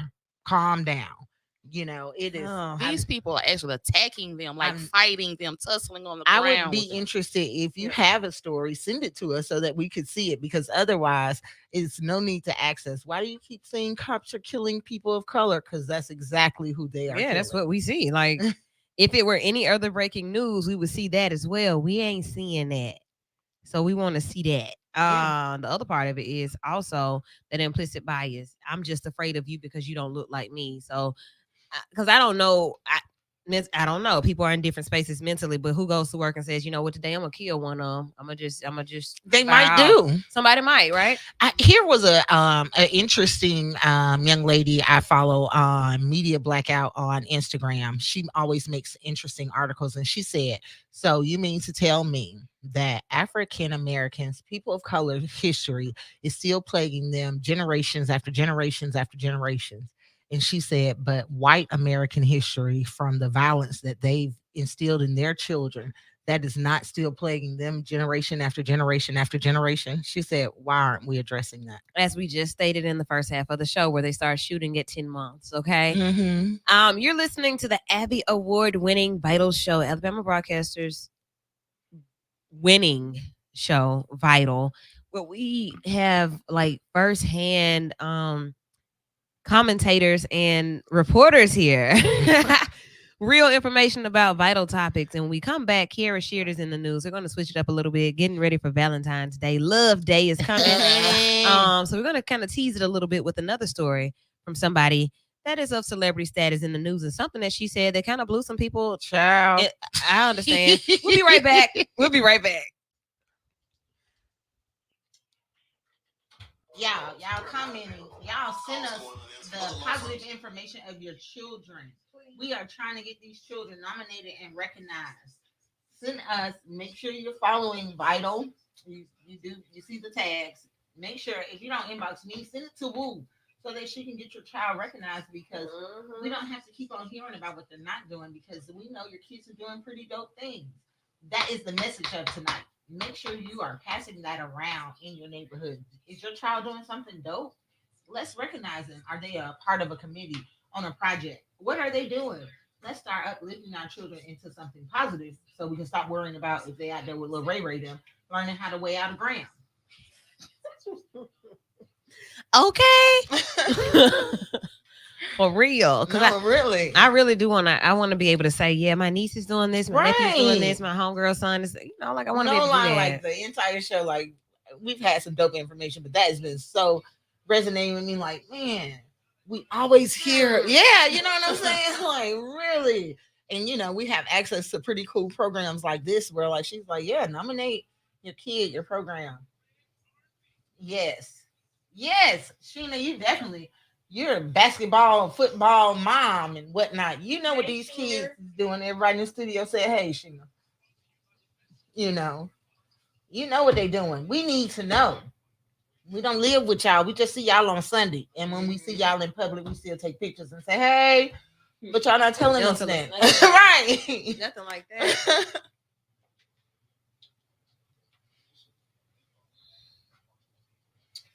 But yeah, Sean, that's pretty dope. I love to know about you, sir. I didn't know it existed.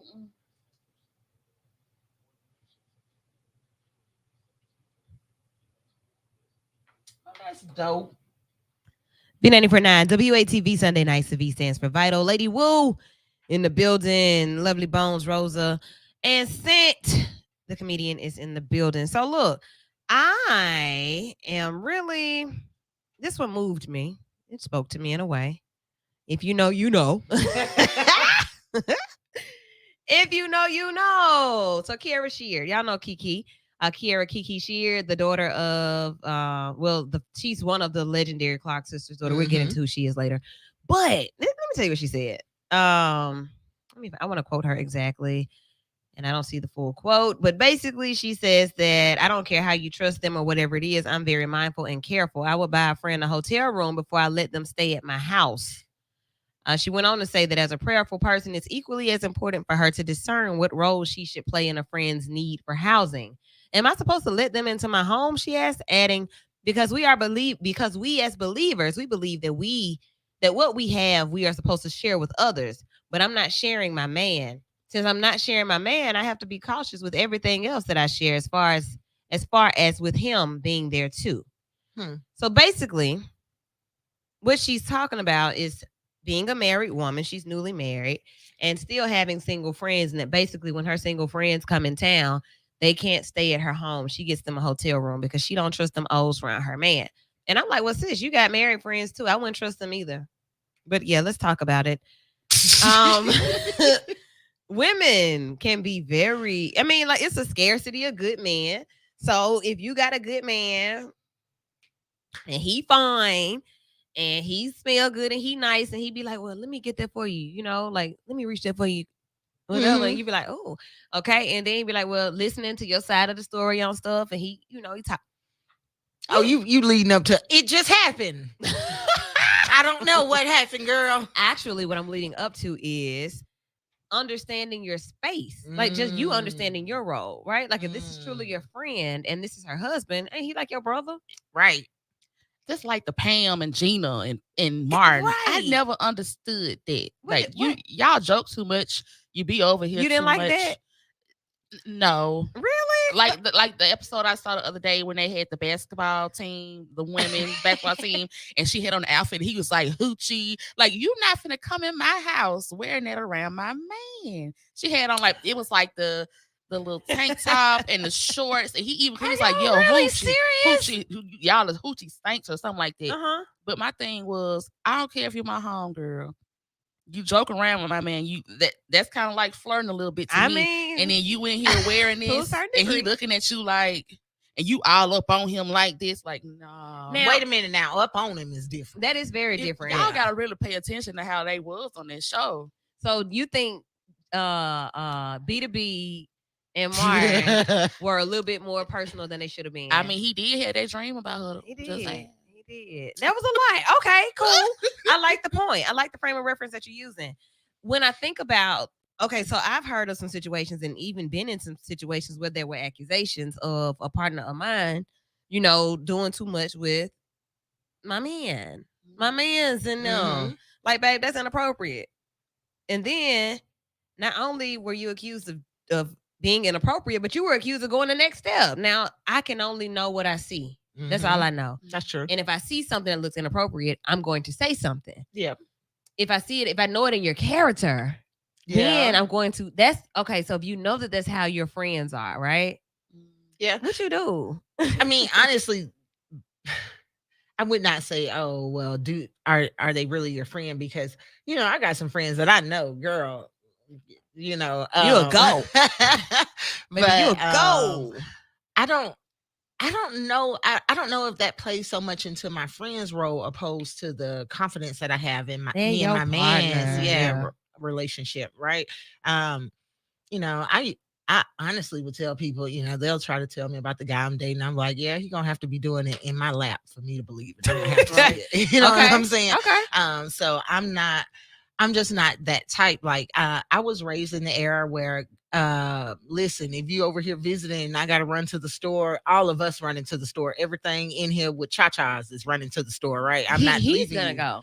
Yeah, or you know, you and her can come with me. You know, he can stay home. You know, but that's the way. That was the ideology growing up in the household with older women. To me, like, don't leave no woman in the house with your Right. man. And you I know. would feel weird if you did leave. I me. would too. Yeah. Girl, what is you trying to set me up? Girl, So why you listen. ask me to come on? Kiki said that her mom gave her mom is Karen Clark Sheard, of course. She said that her mother told her to be careful about who she allows into her space now that she's married. She's been married a year, so she's celebrating her year anniversary with her husband. Pressing further, the person that was interviewing specifically asked Sheard Kelly about her willingness to trust her close friends around her husband, given the type of drama we've collectively become accustomed to seeing on scripted reality television shows. And she answered to that, I don't care how you trust them or whatever it is. I'm very mindful and careful. That's what she said. So, like, it's about being mindful. I'm not going to set y'all up to be in a situation where I'm just going to see what she does. I wouldn't do that, but will I get you a hotel? Let's go to that part of it. Is that extreme? Now, if you've called me and told me you're coming into town and the thought before you got here was that you were staying over, like, hey, and I don't really know because I have some friends that'll come in town and even if you're not couple driven, it's no different than my dude's homeboy. If he comes in town, he can stay at our house. So I don't understand. Is it just based on sex? Like this is just a female thing? Because I wouldn't say that because it's a big thing about when the homeboys come over, you don't I come can out your assure you, room. when I'm sending him to You don't- Publix, he's not telling his homeboy to wake up out that room in there. The man been here twice from California. He not telling him to come out of there Yeah. and to go to Publix with him when he run around the corner of the Publix. I've never heard that. And So you think guys are more trusting than we are with our people? It was a big must discussion be. about it. Like, if I'm living with a woman or if I'm married to a woman, if my male friends come over, I expect that woman to be back in the room. Don't come out for anything. Child, I what don't- is going on? Yeah, it was a big discussion. This mine. Child, Like, what? do you stay around? Do you chill with them, or do you go back and do your own thing, watch television, be on the phone with your homegirls? Yeah, boo, Like, I'm all 'cause up I in don't here. want my homies.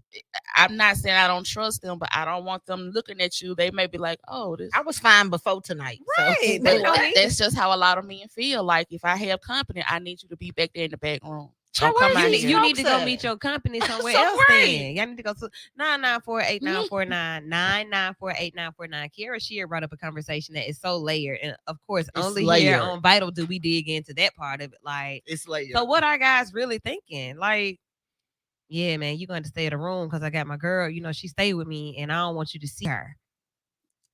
What? Let us know what you think. I can honestly say, like, because of experience, I do have different thoughts about, who, like, Mhm. which friends I'm Yes. okay with, right? Like, yeah, I know. Yeah, I know, right. Yeah, them that's right there, honest. yeah. Yes. But then there are other friends who, yeah, you're my friend. But you ain't my friend. Yeah. Let's I be can't honest. trust you around my man. Bro, Right? I can't trust you. If you're saying that to someone, it's almost like saying I can't trust you in my home. So I don't know why you would be visiting me in my personal space. We can be friends and meet at Bazaar. Yeah. You know what I'm saying? But if you are here in my personal space, if I have allowed you to cross the threshold, the doorway into my home, that is saying so much about where our relationship is. And that's a lot to say, okay, this is my best friend, Woo, and she came from Oklahoma to visit me. And I got to go stay in a hotel. Baby, be blessed. I know you're not. I know you're lying. Like, what is it about me that you do not trust, or what is it about your husband that you That do not is trust? where I'm going with it, because I know who my friend is. My friend has been my friend. That's not any question. Now the question is, do I trust my partner, my mate? Because if that is the concern, then that's what we need to be addressing. And boo, why you worried about me? That need to be your concern. You worried about him. Because sometimes that's the problem. That's the problem. 8949. If you're listening and you want to chime in on this, because it may be something that women need help seeing. Like maybe maybe guys have it under control. Like, I don't mind my girl, having my homeboy's phone number, because sometimes we do need to have the people that you're connected with. I need to know how to reach you. Or if I can't find you, or if I know this is a place where you are often, it's no different. Not being funny. The people over the mountain, Karen knows the bar that Jim is going to be at and drink until 9 p.m. And if he is not home by 10, I'm going to call the bar at 10:15. And Joe, who answers the phone, he already knows it's me. I already knows it's me, and going to tell me about what Jim got going on. So, I mean, if we stop sexualizing so many things, and if we normalize relationships and don't always tie this sexual aspect to it, I think it'll get us further as a culture. Because I think Karen don't feel like that, because every other Karen ain't trying to sleep with her man. She don't feel like that. Or they've already done that. Yeah. So my thought when it comes to, like we always talk about sexualizing things, but then the racial piece of things and cultural pieces of things, cultures operate differently. That's true. You better not look at my man. That's what we say. They say, girl, look at him. I've seen him 100 times. Whatever. No, ma'am. He's mine. She don't want to be like off soul food when the cousin came over, and then next thing you know, her husband was, you know what I'm saying? Like, I let you come in my house, and then this my husband. But right, it's a cultural difference. Like they will date behind a friend. Like, I know you just dated Scent. Now here you come talking to me, and I'm feeling you that much that I still want you to. Right. Nah. Yeah, you're right. Because no, it is a culture divide. It's a lot I agree there. with that. It's a whole lot of layers. So like, yeah, am I gonna make you stay at a hotel when you come to visit us because I have this partner at my house? And I ain't gonna lie, the person or people or whoever it is that I'm involved with, like, I don't want to share them with my Yeah. friends. Yeah. Okay, I don't want to do that. If I feel that my friends are acting inappropriately around that person, I'm gonna tell him first. Mm-hmm. I just As wanna you should. I'm gonna tell you first. Yeah. I'm gonna figure out how I'm gonna cut her. Is it gonna be from the root to the tutor or around the throat? Which one is it gonna Right. be? Are Or we just off attacking the this list? together? Because Right. this is the issue, right? The trust issue again is not the friendship. The trust issue is the partnership. Mhm. You know, as friends, we fall in and out all the time. And Yeah. I'm watching you so I can know how to cut you. Right, Am like- I cutting you off? Me and you stay here together. We're married. I know. I want to be able to trust you enough to say, yeah, I don't care who I bring around. Mm-hmm. You know how to act accordingly. Now, if you I can stop them insecure, from coming up in here, but you got to be here all the time. but if you insecure, you kind of insecure, right? Because you know if you got a TNA man, you know what TNA is, right? Mhm, You know what he's mhm. looking for. Mhm. So yes, you brought my voluptuousness around here, girl. It is the middle of July. You know I'm mid drift, and you know this thing is thinging on the backside. So You know what I'm saying? do I tell you then? Like, I know, girl. If you're uncomfortable, we should be friends. We should be able to hold that type Okay. of conversation. I agree with that, right? Okay. Because I need to be able to help and discuss whatever insecurities you have, Mhm. right? But I don't think that you put it on who I am because, babe, you knew I was coming like this before I came. Right. No You matter knew what I was. wear, it's gonna show. It's gonna You know be what I'm saying? hands. Babe, I so, ain't able yeah. to take it off and put it in the bag. Like put that back in the back with you until you But I get ready to trust go my out. man enough But you to gotta know he trust your ain't gonna partner. be stunning for real. Come on, child. Yeah, and if he is, like, he's not gonna be disrespectful because I'm looking too. Everybody's looking. We see you. Like it may be some times where I just said to you, dang, I wish I had a dude like Rosa. You know what I'm saying? He'd be like, ew. But if And he might Rosa look. come over, be like, yeah, okay. But I know he ain't trying to say, hey, Rosa, come Let me to the put bed it and in holler you. at you Right. for it. Right. So Right. let's think about the appropriateness of every aspect of connection. I'm connected to my friends. I'm connected to my partner. Excuse Lord. me. And I want us to be able to function because these are my friends and you are my partner. So a couple of our viewers, one Sheena said, "Hey, it doesn't matter if it's at the house or the Piggly Wiggly. How can you, if you don't trust them, you don't trust them." And Boom. AV said, "But wait, What's up, what AV? if I want you all?" I figured he may say something that way. It depends on who you're having the conversation with and whose space you're in. That's not a far-fetched statement, but who are you dealing with? That's correct. That is where the conversation happens, right?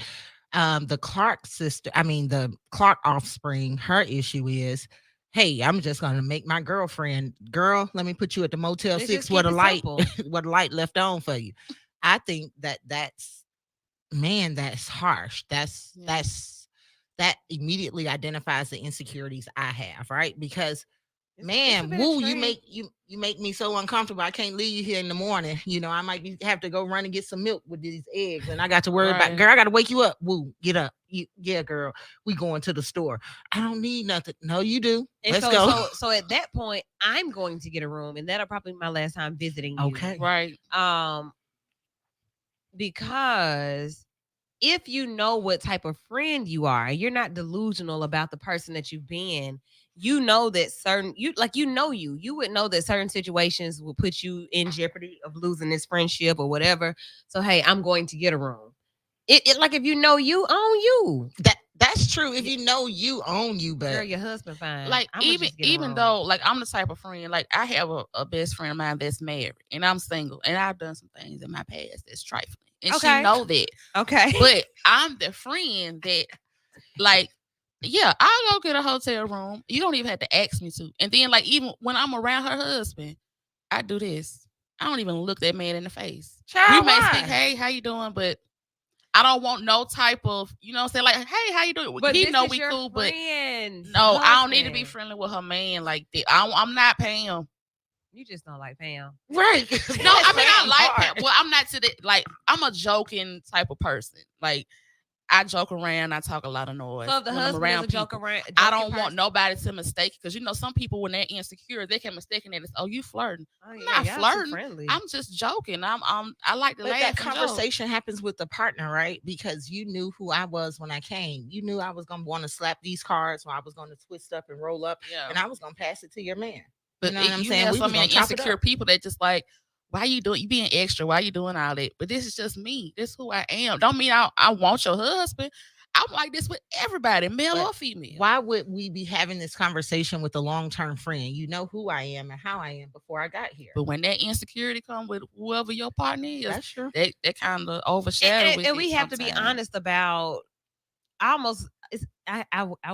I won't do that. I was gonna say almost implicit bias. Like when you see somebody that's attractive and just your assumption about, Yeah. like you, if I can acknowledge that you're attractive and shapely or whatever, I Mhm. know they doing it That your too. husband So see it you. gives me, Yeah. it may give you. We got to be honest about that. It may give you this little thought of insecurity. Like, Mhm.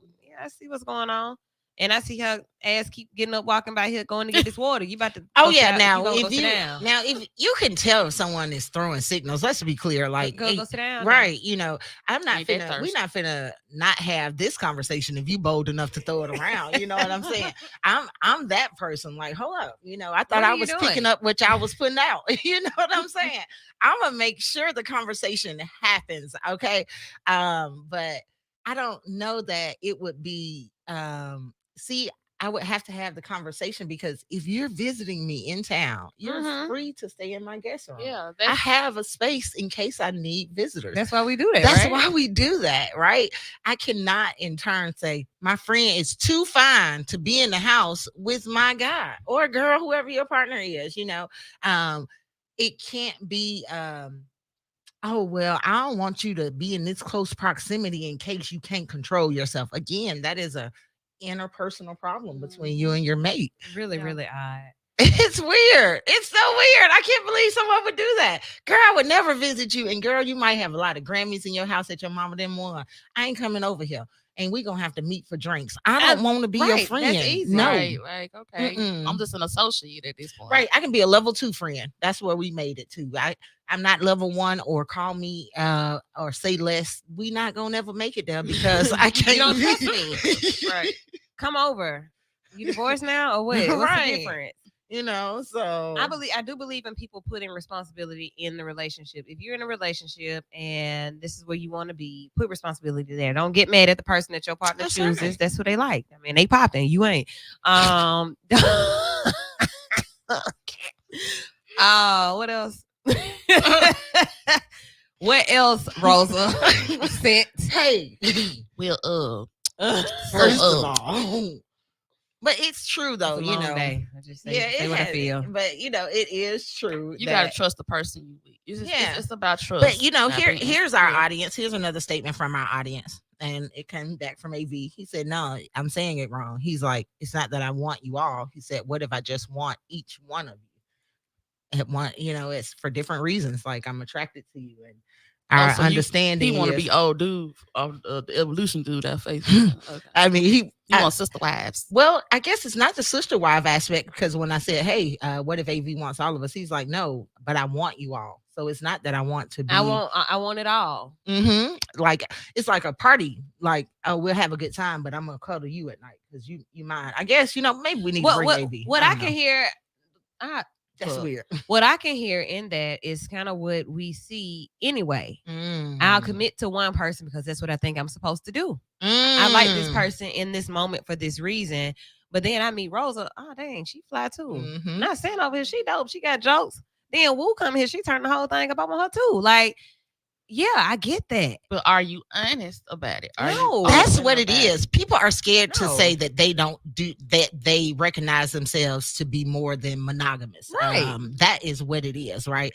No one, you know, because we're so geared to say husband and wife and find the love of your life.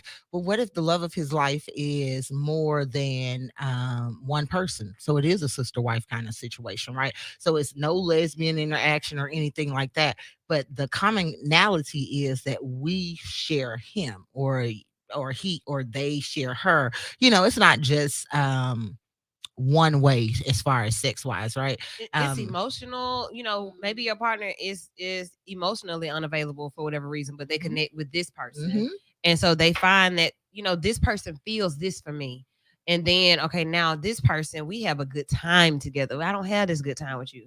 So my solution to any of it as a couples and family therapist is that you figure out what it is that you want before you commit. That is correct. Like, stop committing just for the moment, just for that's the what's feeling and the happening. Say it season. right. Just for the Right. moment. Y'all committing just for the moment. What it feels like right now. I know that this gonna be the move. I go ahead and lock this down. I'm gonna just stick in it. We've been married 20 years, but you don't even like her. You miserable, and you've been cheating on her for 17 and a half of them once you figured out the And system. now she, her Yes. friends can't even spend the night. Cause she insecure. You, Say you it. never wanted her anyway. Oh my You have god. ruined her self-esteem. Oh my goodness He gracious. hoping you go to the hotel room with your friend, right. so he can invite the other one. He like, home. Come on wait, now. y'all going to the residence? I'll upgrade Make your sure I room don't to go the to that hotel. Yeah, Y'all so- that- right. and get you room service. Hey, Stay there. yes. Let me give you some drink money. You got some drink money. I don't even like you. One of our friends here says women should rule. That's what Patricia Todd. Pat, I hadn't seen you in forever. Thanks for tuning in and for commenting.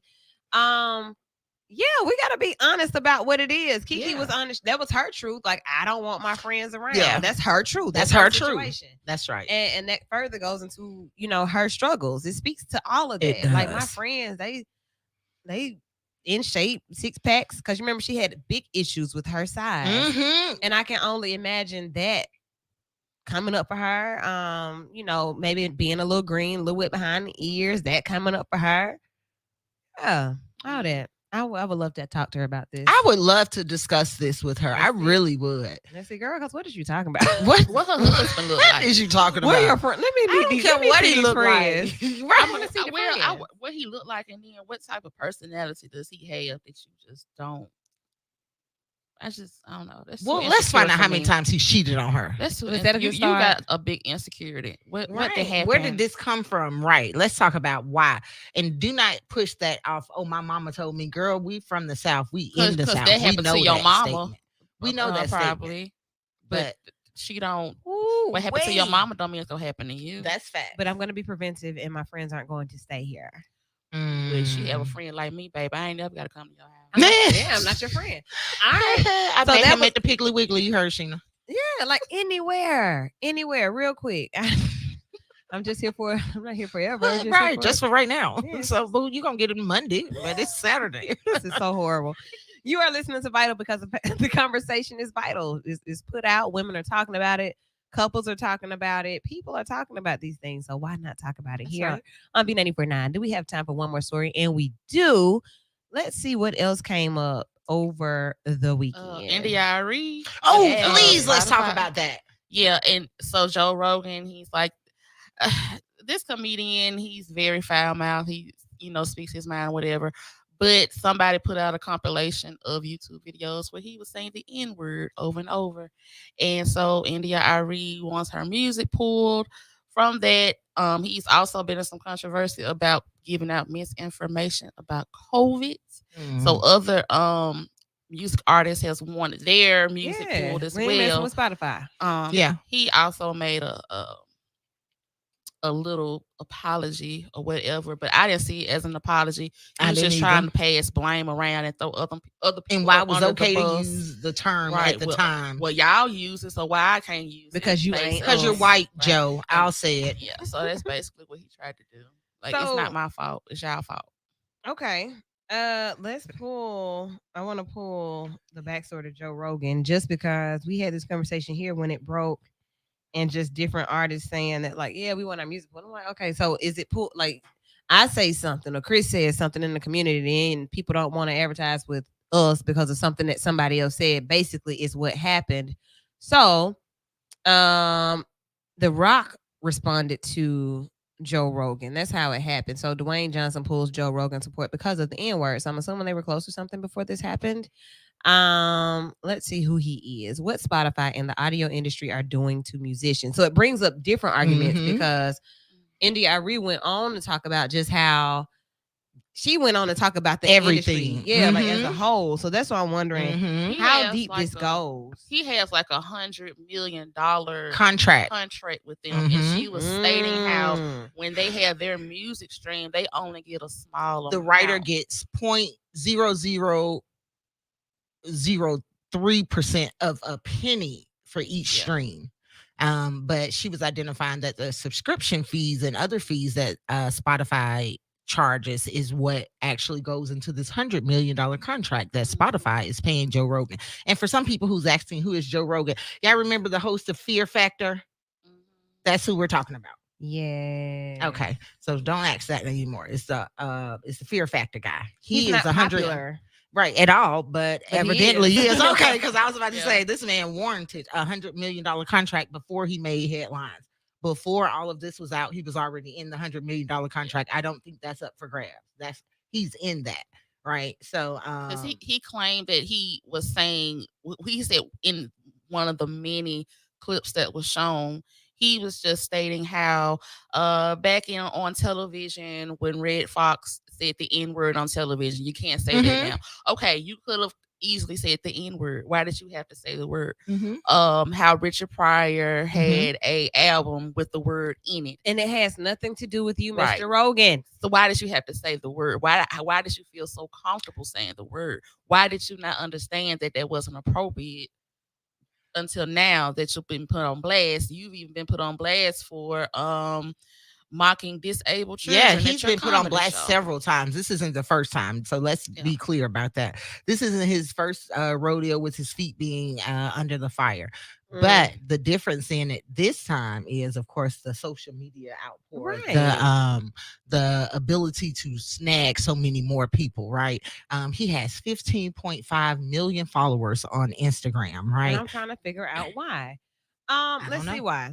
Joseph James Rogan is an American podcaster, Ultimate Fighting Championship color commentator. He's a comedian, he's an actor, and former television presenter. The host of the Joe Rogan Experience, a podcast that he launched in 2009, in which he discusses topics such as all of those that we discuss here, like current events, politics, philosophy, comedy, and hobbies, with a variety of guests. Let's see. None of this still. You know how you have a lot of people now that feel like everybody is so sensitive and you can't say anything without anybody being offended. I think he has a lot of followers because he just says what's on his mind and he doesn't care about the consequences behind it. Like a lot of I think what it's the right wing or whatever. I was about to say he's like, they praise that. Like you say what you want and you don't care. Like we love it. So yeah, I'm gonna follow you. Like he's like Trump little cousin. Yeah, you know he's the new saying? Rush Limbaugh. That's exactly what how I correlate who he is. Even when you look at his followers, it was like the biggest, I don't even want to say Trump fest because I don't want people to be like, yeah, you're anti-Trump. Look, I don't get into politics, If it's but a Trump he was fest, it's a Trump yeah, fest. it was that's what it was like. It was like, yeah, don't you regret it and don't you sit up here and apologize under his Like, apology. okay. Don't you be Whoopi Goldberg? Yeah, and that is, I'm glad you brought that up because that is what I want to identify. Joe Rogan, 15.5 million followers, is allowed to use the N word, not correctly. It's no correct word to use it in the way he was using it. Whoopi Goldberg, she made an opinionated fact that could be a fact. Thank you. That could be a fact to many. Like, hey, the Holocaust was not race. race related. Right. And, it's because white on white violence. It's hard to say it's about race, but she got suspended for 2 weeks for saying that. But people act like they cannot understand the outrage that people are expressing for Joe. And it is blowing my mind. What Whoopi said was out of order and it was insensitive to those that had to live. What it goes back to is kind of what you said earlier about the 20,000 people speaking up. So if 20,000 Jewish people say, hey, we were offended and it was about race because they said the inferior and superior race. Yeah. By these same people that are talking about they support Joe Rogan. Okay. So when you think about the bigger picture of things, yeah, it is vital that we have these conversations.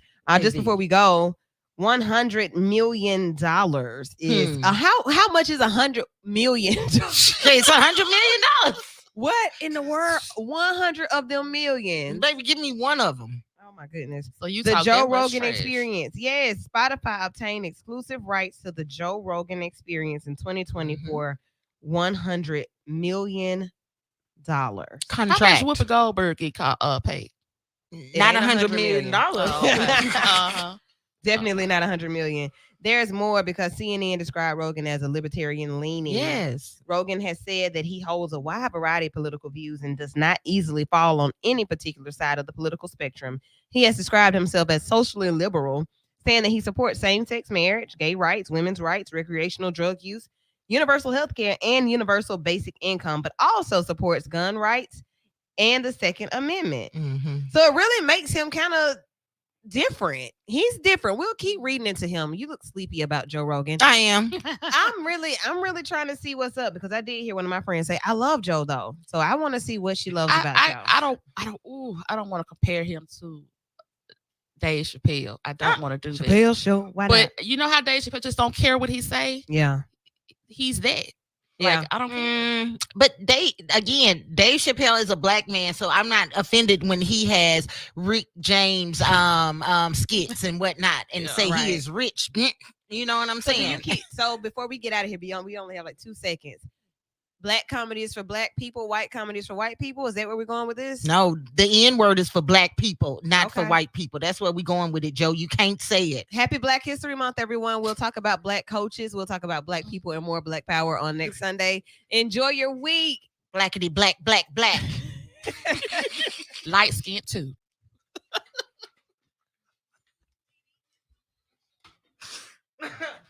Guys, thanks so much for tuning in with us. Y'all gonna have to come hang out with us at the bar so that y'all can. Y'all is racist. The actual definition of the word